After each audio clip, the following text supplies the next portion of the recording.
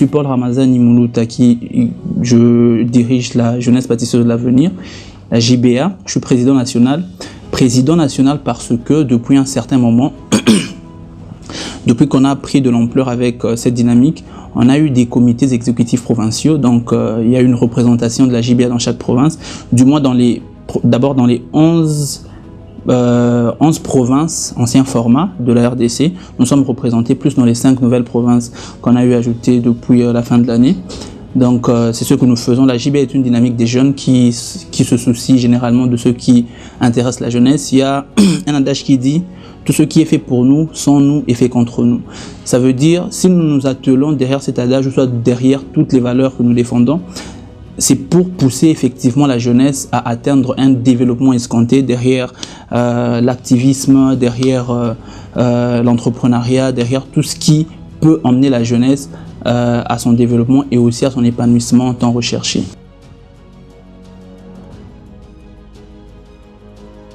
Bon, la JBA, c'était une histoire des jeunes. Premièrement, ce sont des jeunes qui se sont retrouvés dans une situation selon laquelle ils étaient obligés de s'activer, obligés de répondre au présent par rapport à tout ce qui se présentait, donc tout ce qui concernait les valeurs, les antivaleurs, tout ce qui concernait le développement, tout ce qui concernait le progrès, tout ce qui concernait toutes les matières essentiellement qui concernent la jeunesse. Donc ces jeunes-là se sont retrouvés dans une situation selon laquelle il fallait agir. Donc des jeunes comme vous et moi, nous avons eu à siéger pour la première fois en février 2015 et la JBA a commencé. Les objectifs premiers étaient de pouvoir étendre cette dynamique d'abord, en faire parler et en faire part à tous les jeunes pour qu'ils adhèrent à la vision et qu'ils nous accompagnent pour que nous puissions faire un truc ensemble. Et la première vision, c'était d'abord, premièrement, de faire naître un espoir dans cette jeunesse parce que vous conviendrez avec moi qu'aujourd'hui, l'espoir même du développement, l'espoir même de la réussite n'existe plus dans la classe juvénile. C'est ça le vrai problème parce que quand tu n'as aucun espoir, même pour t'activer ou soit pour entreprendre quelque chose, cela devient très compliqué. Donc si on commence par l'espoir, si on commence par raviver un peu cette flamme de l'espérance, je pense que ce qui concerne le développement, ça peut s'en suivre de soi. Donc après, le système nous a demandé qu'on puisse œuvrer en termes de développement. C'est une matière très vaste parce que le développement passe par plusieurs secteurs. Il y a le secteur de l'activisme dans lequel nous sommes, il y a le secteur de l'entrepreneuriat dans lequel nous sommes, il y a le gouvernement aussi, il ne faut pas l'oublier parce que le gouvernement c'est la centrale au fait du développement d'un pays. Mais nous qui sommes dans une catégorie assez particulière qui est la jeunesse, nous nous sommes dit il faut chercher voies et moyens, comment est-ce que nous pouvons agir et interagir avec les autres pour essayer d'emmener cette jeunesse à un développement. Qu'est-ce que nous nous sommes dit? Nous nous sommes dit, si les jeunes aujourd'hui entreprennent, si les jeunes aujourd'hui sont dans diverses matières, dans divers domaines, c'est parce qu'il y a quand même une petite opportunité. C'est de cette opportunité-là que nous allons marteler, c'est dans cette opportunité-là que nous allons œuvrer. Par exemple, si nous trouvons un jeune qui est dans l'art, nous l'approchons, nous parlons avec lui, nous remarquons son talent et nous essayons dans la mesure du possible de le faire progresser dans le domaine dans lequel il œuvre déjà. Dans la musique, dans la politique, dans l'économie, dans l'entrepreneuriat. Donc tous les domaines sont bons pour que la jeunesse d'aujourd'hui puisse avoir un espoir. Donc c'est dans ce sens-là que nous nous sommes dit, lançons-nous, sans pour autant se poser plusieurs questions, lançons-nous. Le défi est très grand, la RDC est très grande. On se lance et dans la mesure du possible, si nous pouvons apporter une pierre à l'édifice, ne serait-ce qu'à 1% de la population en termes de la jeunesse en RDC, ça sera une bonne chose. Donc la JBA a commencé comme ça et aujourd'hui nous avons quand même pu évoluer. Il y a quand même plusieurs activités qui ont vu le jour. Ok, en parlant des activités, Monsieur le Président, pouvez-vous nous énumérer certaines activités que la JBA a eu à organiser, bien sûr. Et par la même occasion, nous faire un bilan des activités qui ont été réalisées, bien sûr, dans l'année 2018. Donc, un bilan complet. Ok, d'accord. Bien sûr, nous dire également s'il y a des activités que vous avez entrevues, par faute d'un ou deux éléments, vous n'avez pas pu arriver avec ces activités jusqu'à terme. Ok, d'abord, avant de parler des activités, je vais un peu recadrer les catégories d'activités que nous avons. Nous avons des activités à caractère socioculturelles et aussi des activités qui sont liées étroitement au secteur du développement.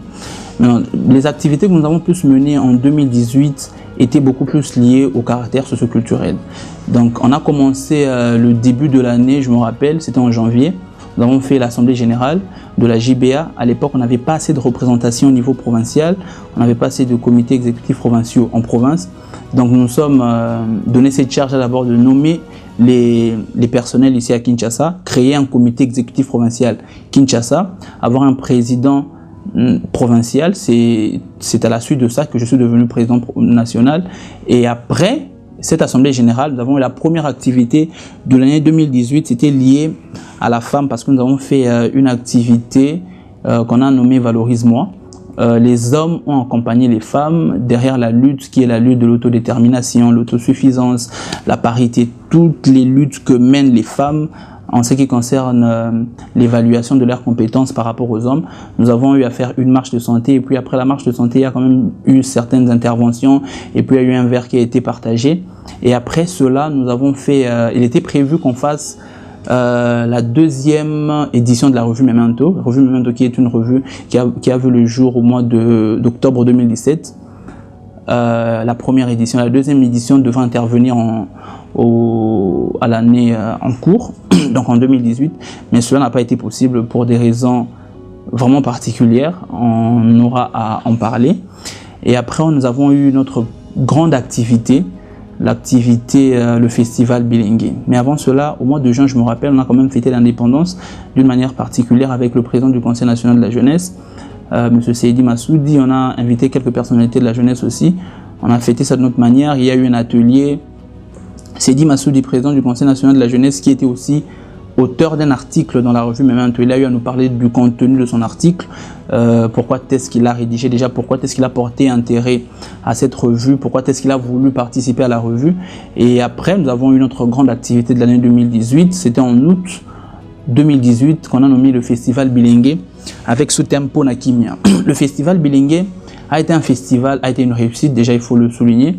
C'est une première dans le monde d'activisme de la jeunesse parce que en République démocratique du Congo, le festival Bilingue devait se dérouler le 12 août. Pourquoi le 12 août? Parce que le 12 août est la journée internationale de la jeunesse. C'est une journée qui est dédiée aux jeunes. Donc nous nous sommes dit, avant de penser relever le défi de le niveau socio-culturel de notre pays, il faut déjà que la société puisse comprendre ce que nous représentons au niveau international. Donc la jeunesse, qu'est-ce qu'elle représente au niveau international? C'est quoi l'histoire de la jeunesse? Qu'est-ce qui a été arrêté dans les protocoles en droit international?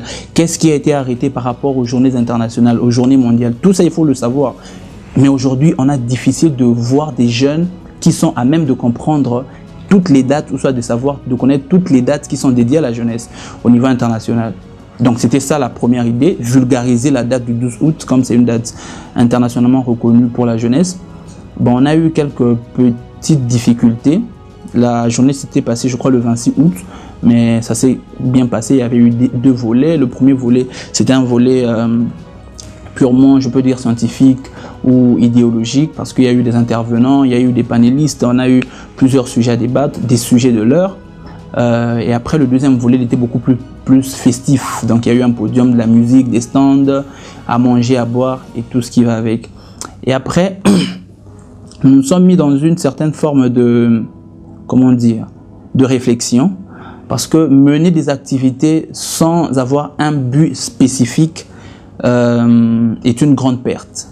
Le festival Bilingue, par exemple, nous nous sommes dit, pourquoi ne pas rendre ce festival national? Donc, pour cette année 2019, l'idée c'est déjà organiser un festival où on pourra intégrer toutes les valeurs de la jeunesse, toutes les forces vives de la jeunesse au niveau national. Et déjà pour commencer, ça ne doit pas être à Kinshasa, on peut aller dans des grandes villes, à Goma, à Lubumbashi, à Kolosi, on peut trouver une autre ville pour prouver aux jeunes que ce festival concerne toute la jeunesse congolaise, premièrement. Donc, on a eu à réfléchir par rapport à toutes les activités qu'on a eu à faire. Qu'est-ce que nous pouvons réaliser toujours dans ces mêmes activités-là?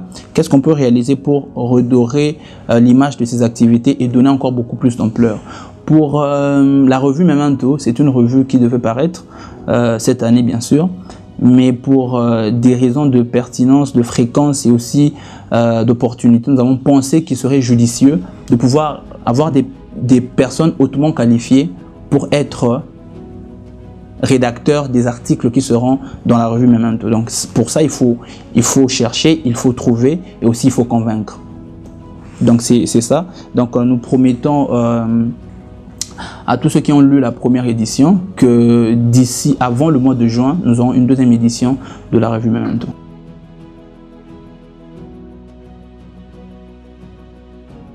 Le plan d'action, il est tel que nous avons prévu des activités un peu, comment dire, nous reprenons les activités de l'année passée, mais avec beaucoup plus de particularités, dans le sens où les activités qui ont été faites l'année passée doivent avoir une nouvelle image, une image de progression, une image d'évaluation par rapport à l'année passée pour réparer les failles que nous-mêmes nous avons observées l'année passée. Mais au-delà de ça, nous avons un programme. Je l'appelle programme parce que c'est un projet qui va s'étaler pendant plusieurs années. Je répète, quand je disais que faire des activités sans avoir une vision bien déterminée, parce que le développement de la jeunesse aujourd'hui ne concerne pas, vous pouvez faire l'activité du festival Bilingué, vous appelez beaucoup de jeunes, vous leur parlez, il y a des panélistes qui interviennent et tout, des très bons intervenants, il y a le caractère festif, mais après les jeunes repartent sans avoir reçu quelque chose, sans avoir, sur le plan effectif, sur le plan matériel, sur le plan de la vie quotidienne comme ça, il n'y a rien que vous avez changé.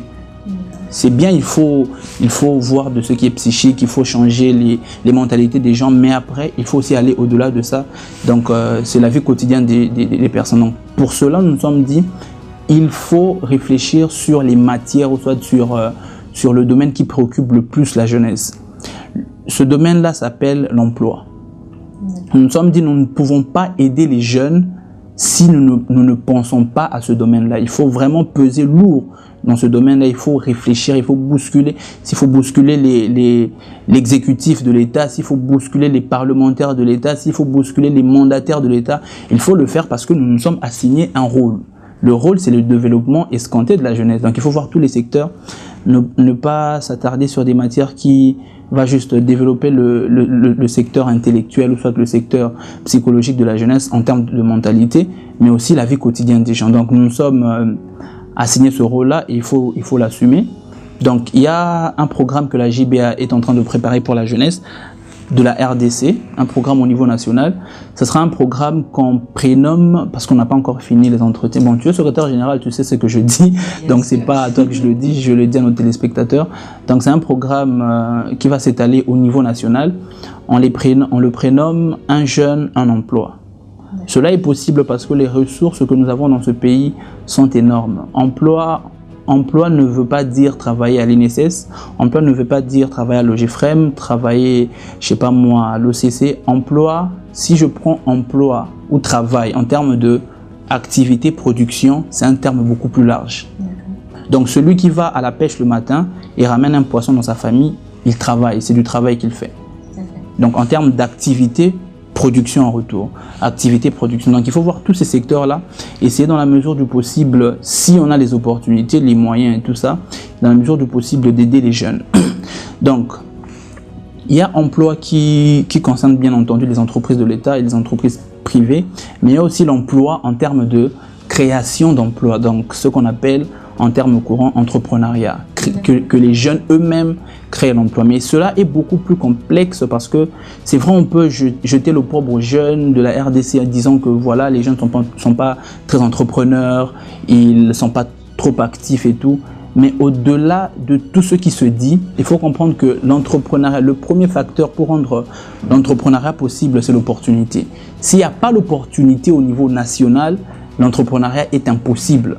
Donc, nous sommes assignés ce rôle. Le premier devoir que nous aurons pour cette année 2019, c'est créer de l'opportunité valable pour les jeunes pour essayer d'entreprendre. Et donc, au-delà de ça, on s'est dit, il faut essayer, dans la mesure du possible, de faire intégrer toute la jeunesse parce que les gens ne doivent pas avoir l'impression que nous travaillons qu'ici à Kinshasa parce que nous avons plusieurs activités. Là, je vous ai cité les activités que le comité directeur de la JBA a organisées, essentiellement ici à Kinshasa.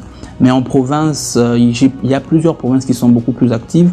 Il y a le Kasaï par exemple, le Kasaï central qui est beaucoup actif.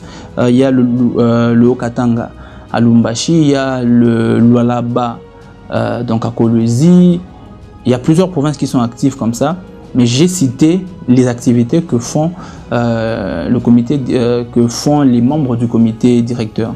Donc pour cette année 2019, je résume rapidement, il y aura les activités qui ont été faites en 2018. Donc essentiellement là, je prends les activités phares. Il y a l'activité valorisement avec les femmes. Généralement, on l'a fait le 30 mars pour clôturer le mois de la femme.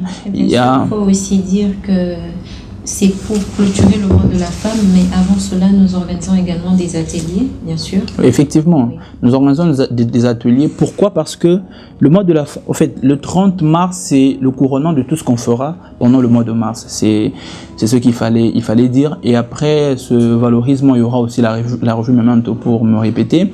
Et aussi le festival Bilingue qui sera, à mon sens, réalisé dans une ville autre que Kinshasa.